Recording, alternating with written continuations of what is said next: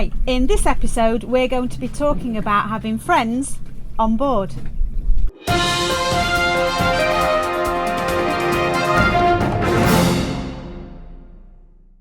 Hi, I'm Jenny from Carl and Jenny Sailing Adventures, but you knew that already.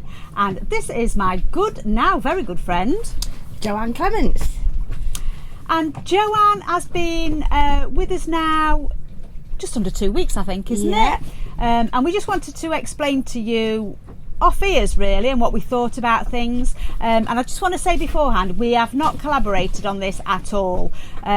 We did say that we're going to be asking about how I feel and how Joanne feels to let you two know, but this has not been preempted at all. This is as it is, and I do want you to be honest, Joanne. Okay. So I'll not Really? Yeah, I'll not be upset. Yeah, really, because we can always cut it out later if we need to. Okay. So to give you a little bit of background, folks, having friends on board, we've heard from other people, other sailors, that you've really got to be careful who you have on board.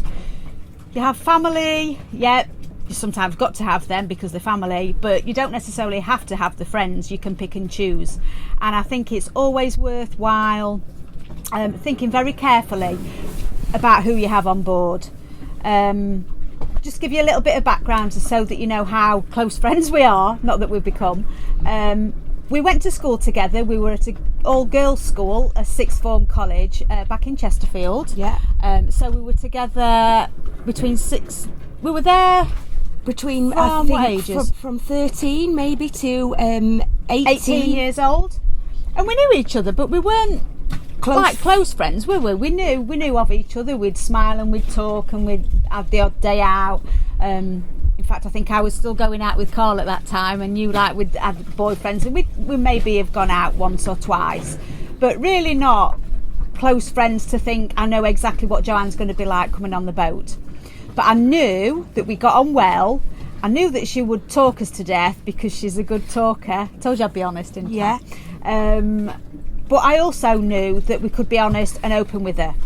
So you tell us a bit of background of how we got in touch. So I've been very lucky enough to travel over the past couple of years, and I was working in Parma in Italy as an au pair. And I knew that after my job there had finished, I wanted to do some kind of travelling in the Mediterranean, not to be too far away from home. And so I was looking at where I was going to go next. And I got a Facebook friend request from Jenny, which I accepted. And then after messaging each other and looking at each other's posts, I realised that they were in Venice.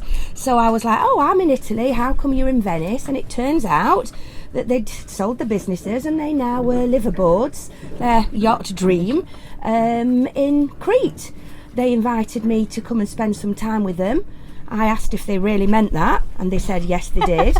And I think a year after that first request, I took them up on their offer and came to visit them. Yeah. So we were like friends up to 18 years of age. Now we're 50, just 50-ish. So there's been a gap of 30 years. Yes. I never went on Facebook personally, other than for the business things, before we came on the boat. So it's been a total no contact really for 30 years. No. Yeah, that's right, isn't it? Yeah. So, of course, things have happened between then. We've got married, we've had kids, that's all changed. And now we're on the boat and we were inviting this young Fitbit to come on the boat with us, single lady. And of course we had some fears about it. So I think what were you thinking? What I really liked was that when you came back over to England at Christmas, and I was also in the UK at Christmas, that we got to meet up beforehand. Yeah. Because they'd invited me on the boat. I said I'd like to come, but because of this gap that we'd not seen each other for such a long time, I just felt it was right to meet up. Yeah. And when we met up, I asked them, what's it really like? How do you live? What is it going to be like at sea? And I think the thing that I took from it the most was that you and Carl were very honest and open about how you liked to live, what you did, the fact that you I would say that on a boat, there's nowhere to run, there's nowhere to hide. You are on top of each other, so to speak. So Jenny was quite clear that, you know, if she liked to go and sit at the front of the boat and read a book for 2 hours, she wanted to be able to do that without having to feel awkward or pander to a guest. Yeah, I think it's really important that you people, as the liveaboards, the people who are on the boat, you don't try and change your ways too much. Yeah, you've got a new guest on board and you have to have the hospitality. There's other things that you might do more of. You might go ashore more, you might visit different places that you wouldn't necessarily do if there was just us two or as much of.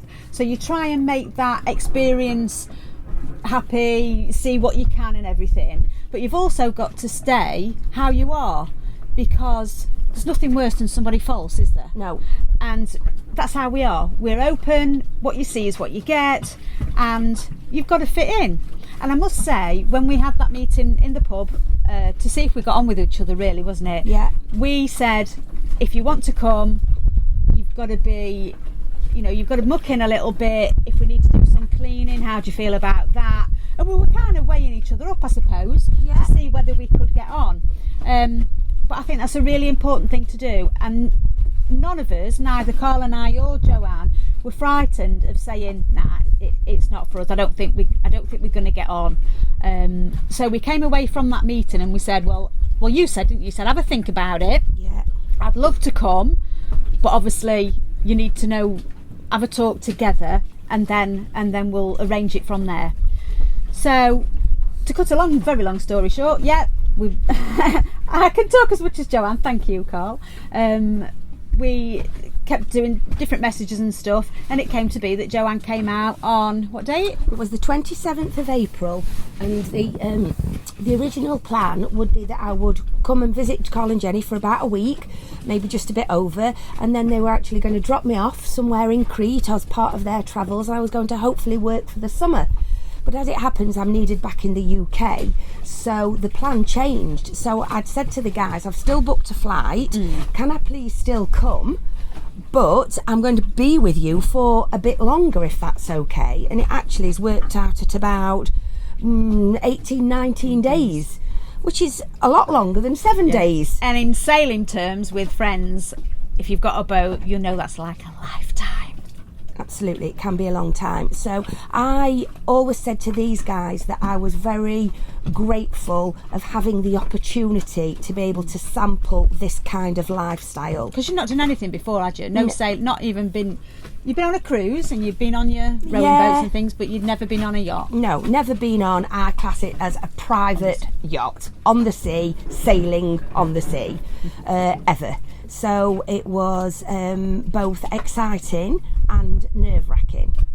But I am the kind of person that wants to grab the bull by the horns and really wanted to be part of the crew. I couldn't come on this adventure without mucking in and being part of the crew. Yeah.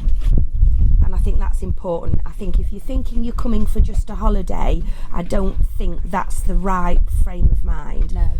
And I'm hoping that that's helped us get on. Yeah, it has, because we have had other guests and other people who've had guests on board have said if they don't muck in, the littlest of things grind on us.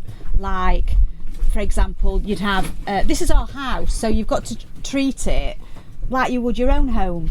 And people have said, oh, they'll have a hot cup of tea and then they'll put it down and not have a coaster, or they'll slaughter themselves in suntan cream and then just lie on your, up here in the cockpit or outside without a towel. And things mark, and it may not be anything in the whole scheme of things, but little things like that really grind. And if you don't say straight away, this is how we like it, with and without taking offence or anything like that, which you've done great, little things can grind and then get on your nerves, and then you want them off the boat as soon as you can. Yeah, I mean, I would just say that the one message from all of this would be clear, honest communication. Yeah. Whether it's the captain saying pull that jib sheet. I think I've said this before about Carl when we were out sailing. Just Yeah. Clear, honest communication. Yeah. You're dead right. So whether it's about the captain saying pull that jib sheet and you knowing what a jib sheet is, from Jenny asking how she likes her cup of tea. If I'm going to make her a cup of tea, there's no point me making it every single time wrong. No. You know, Absolutely no point. Exactly. So it's those simple things. And I think you also have to have a respect that you are in somebody else's home, boat, and that it's their way. And if you're lucky enough to be able to come for a holiday, the least you can do is live by those rules for the 17 days that I'm here. Yeah. You know. So, and yeah, you know, even scrubbing the decks and polishing the helm, you know, it gets you to get familiar with the boat. Yeah. Familiar with how things are. I've got pink toenail polish on, and there's been a little bit where it's been scratched on the deck, and you know, I've been and rubbed it off, and now I'm very mindful, make sure that my toes don't squawk on that. So it's just small things. That you really wouldn't think about beforehand. But I just think that helps to keep everything to rub along quite nicely. So that's living in the boat. Yeah. So we stayed in the marina in Ios Nikolaos and Crete for just over a week or more. We did. Because Carl was at the dentist more than anything, and we were waiting for the weather window to come here to Alunda, which is only like 2 hours away, I think. So we've done a short sail. We had a little bit of excitement because the Genoa was stuck out again, and we had little problems. But we did that, what they call the shakedown. So we come out here. There's a Chandler's that's not too far away in case there are any problems, and we can sort it. So before and after your first sail, what were you thinking? Really nervous. We've been waiting for like a few days for the weather window, so we thought we were going to go on Wednesday, and then it was Thursday, and then it was Friday, and so then by the time when you do come to set sail, you're kind of ready. And then when you actually get out onto the open water, it's all excited, a bit squealy. But then when it's like, because we both had, I don't know about Carl, but we both had like a bit of bit of butterflies in your stomach. Me, because we've not been out for 6 months, and you're like thinking, can't remember how to fasten that fender on, and stupid little things that come back really quickly like that to me. But then of course we've had to teach you all the little bits. It's like when you slowly, a little bit at a time. It's like when you get into your car to drive to the supermarket, you don't think it's a risk, but it is a risk because you're driving a motor vehicle on the road. Even though you're only going round the corner and we've got a 2-hour sail, it's a risk. Anything could happen, you know, so you don't want to bump into another boat. So, you know, I've learnt how to tie fenders on, I've learnt how to do a bowline, but when you're actually asked to do it, the captain says, right, but, you know, you think, oh God, can I remember how to do it? You want to be a good crew member, but of course it is all exciting as well. And then when you stop and you've weighed your anchor and done all of that, you're like, let's have you can understand why we want a cup of tea or a beer. Yeah, absolutely. Yeah. But we went, how did you feel about doing the safety stuff and that? How did Carl do it? How did we do it? And how did it make you feel? Yeah, Carl's very thorough. He dots every I and crosses every T. And that was one of the things that I got from the meeting with them at Christmas, and I liked that very much. The very first day I stepped aboard, and weren't sailing for another 7 days, you know, he's going through how to work the toilet, which is the first thing, and then about, you know, how to do a mayday call, where the life jackets are kept, where the vulnerabilities are on the boat, all of those things. So you already start to feel part of the crew, safe, you know. So I liked that very much. And then if you didn't know anything, you could ask. He's very good at explaining things in a very calm and a competent way. I think he instills confidence in you. Yeah. Because of he sounds very safe knowledgeable. With him, don't absolutely. You? Yeah, absolutely. Do feel safe with him. Having said that, Jenny, you back him up all the time. Yeah. So I feel very confident that if Carl was poorly, I do feel confident in your abilities. Right. Very much so as well. Yeah, I do. I'm glad you do. Yeah, I do. I'm not quite so confident. Yeah, I do. He's going to get real big-headed when he edits this, you know. When he we'll do another one of these after we've done the 24-hour sail. Yeah. So I say we've done a 2-hour sail round here to Alunda, which is a beautiful little place. We've been on the dinghy. Yes. That was quite a leery moment, wasn't it? Getting between our boat and friends' boat for sundowners and then over to the pub. Absolutely, because you've got this small rubber boat, as I would look at it, and you've got to get in it, and the sea is a bit choppy and it's moving, and you've gone out for a night out. Well, most ladies will know, you doll up a little bit, don't you? And you have your nice shoes on and all your finery, and then you've got to take your shoes off, get into a little rubber boat, and slow her down. It's not very pretty, really, no, is it? No. And of course with a chance of getting wet. Yeah. So it's different. Yeah. But the people we've met, what do you think to the people in the marina? And super. One of the things I did say to the guys was that because I've had the opportunity to have a week in the marina, so to see what life is like when you're at anchor over winter and in the marina. Yeah. There's a real sense of community there, not just with the English sailors, but there's quite a few German and Dutch, isn't there, sailors that are in your community. All nationalities. Everybody's made me fantastically welcome. I think people have seen me cleaning and helping out, so I think that they've really liked that as well. And we joined in with the barbecues that were there. Absolutely, everybody takes a dish and all of this. Everybody's got a story in life. So we spent quite a bit of time mingling in with the people that were in our winter berthing at Agnic. And what is really good about Joanne is she can remember names, and you made the effort brilliantly of talking to just about everybody, didn't you? And I'm Joanne, and you've not got to be frightened of mixing, because it's a very short period of time that you're with people, but the friendships that you get with people are so very intense, and Jo just fitted in brilliantly. So I am pleased to say that, and she's kept asking over this last 2 weeks, how am I doing? Am I all right, this crew member? That it's been a pleasure, absolute pleasure to have you. Oh, good. Really has. Yeah, and I've not even thought yet, God, we want her off. Oh, well, that's good. That's good, isn't it? I'm glad. That's nice. I'm glad, because we've got a few more days left. Yeah.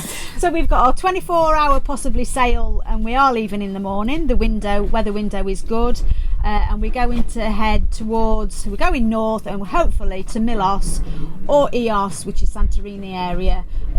If the wind isn't quite so favourable, we'll be going to Astapalea, which we've been there before. But we want to be as far northwest as we possibly can, and we are heading our way to get Joanne back towards Athens Airport on Tuesday. So today is what day is it? Thursday the 9th. Leave Friday, Saturday, Sunday, Monday, Tuesday. So we've got 5 days of proper sailing.